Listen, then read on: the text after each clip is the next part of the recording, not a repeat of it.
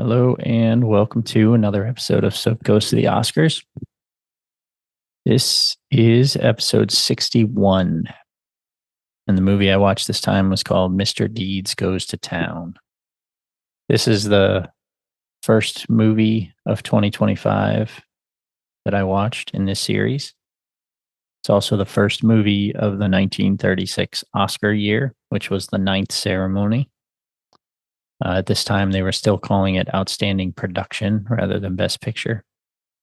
Had the ceremony on March 4th, 1937. I watched this one on YouTube. It was available for purchase, but there was also a free version on there. So that is the one I watched. So this was $0. And it's been a while. Like for you, this will just be the next week after the last episode, which was snub number 10. And you won't be hearing this until August of 2025, but I'm recording it on January 5th of 2025. And it's funny because the last one that I watched, was Frankenstein, Bride of Frankenstein. And that was middle of December 13th. I watched those. And I sort of go through phases with these movies as I'm in the midst of watching a year's worth of movies. I'm really into it. And especially as these years go on, the movies have been getting better, in my opinion. So I'm enjoying it a little more. There's still some ones that I think are stinkers, but I've liked it a little more. So it's a little more interesting. And while I'm watching them, I'm really kind of into it. But then if I have a little bit of a gap, I start thinking, am I really going to do this? Am I really going to watch another 10 movies for the next round of Oscars?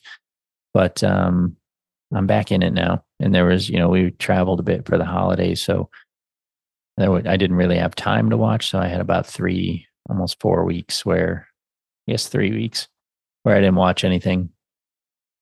But now I've watched 2 as of today. And so we'll get into this one. Mr. Deeds Goes to Town. So reading from Wikipedia, Mr. Deeds Goes to Town is a 1936 American comedy, drama, romance film directed by Frank Capra, starring Gary Cooper and Jean Arthur in her first featured role. Based on the 1935 short story Opera Hat, which appeared in serial form in the American magazine. The screenplay was written by Robert Riskin in his 5th collaboration with Capra. Produced by Frank Capra, cinematography by Joseph Walker, edited by Gene Havlick, production company and distributed by Columbia Pictures Corporation.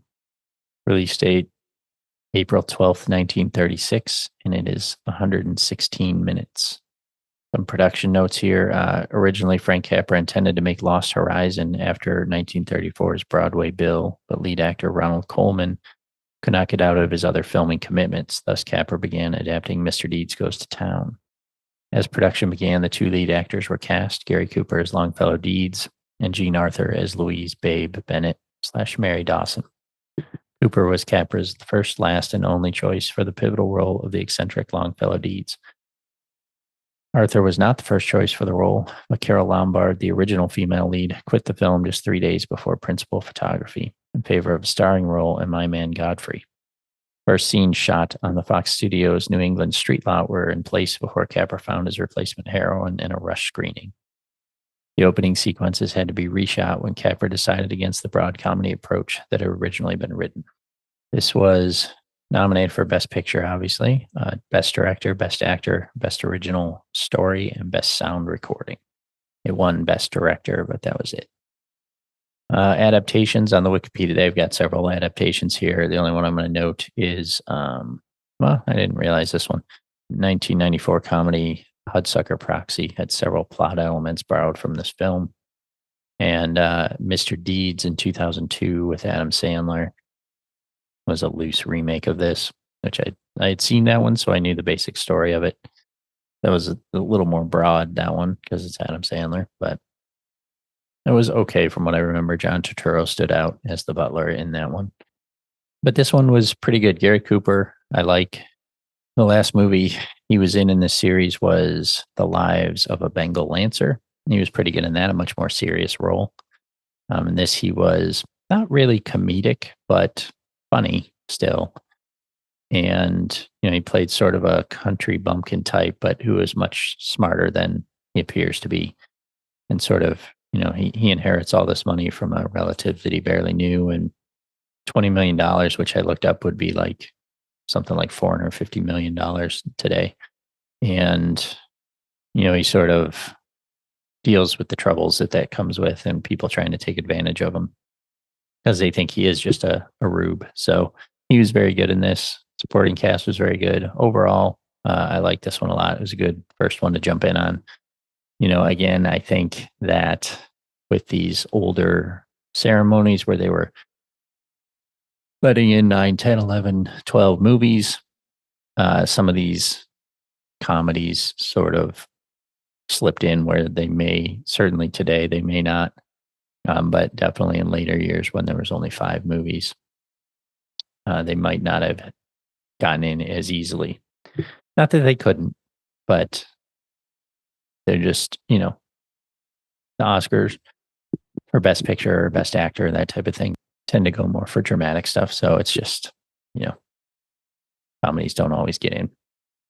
So anyway, this one was pretty good. It was, like I said, it was a good start to this run. Hopefully the next ones hold up as well. They're getting a little longer. Now the next round, 1937, there's a bunch of shorter movies. This one has some longer stuff. The winner, The Great Ziegfeld, is 176 minutes. God damn it. But we'll deal with that one when we get to it, probably in 2 parts. So that is all I have for this one. Not, I still trying to keep these a little shorter. Maybe be a little informative with the Wikipedia stuff, which you can also look up, but just trying to throw a little bit of that in. And then I don't want to spend too much time on these. I don't want to waste your time and I don't want to waste my time. So as we get into some later movies, or more contemporary movies, maybe I'll have more to say, especially if I've already seen them. But I don't know. Just still trying to keep these relatively short, 10 minutes or less. So with that, I will end this one. See you next time.